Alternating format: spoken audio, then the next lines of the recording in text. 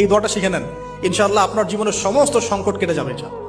আমি নিজেও এই দোয়াটা বেশি বেশি করার চেষ্টা করি। দোয়াটা হচ্ছে, মুসা আলাইহিস সালাম একটা গাছের নিচে হেলান দিয়ে বসলেন, বসে দেখলেন দুজন মেয়ে দাঁড়িয়ে আছে দূরে, পানি নিতে পারছে না। লোকজন পানি নিয়ে যাচ্ছে, ওরা দাঁড়িয়ে আছে বেচারি। মুসা আলাইহিস সালাম গিয়ে বললেন, কি সমস্যা আপনাদের? তারা বললেন যে আমাদের বাবা অনেক বৃদ্ধ মানুষ, আমরা পানি নিতে পারি না যতক্ষণ না আমাদের কম পানি নিয়ে চলে যায়। মুসা আলাইহিস সালাম একটু বললাম না, ফিজিক্যালি খুব স্ট্রং ছিলেন, থাকে না বডি বিল্ডার, সামনে গিয়ে কথা বলে সরো পানি দিতে দাও, তখন মানুষ একটু মূল্যায়ন করে না। তো মুসা আলাইহিস সালাম এভাবে পানি নিয়ে দিলেন এবং বাছুরদেরকে পানি পান করালেন, করিয়ে গাছের নিচে এসে বসে আছেন।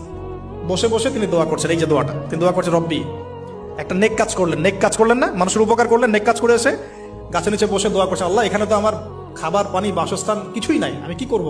রব্বি ইন্নী লিমা আনজালতা ইলাইয়া মিন খায়রিন ফাকির, রব্বি ইন্নী লিমা আনজালতা ইলাইয়া মিন খায়রিন ফাকির।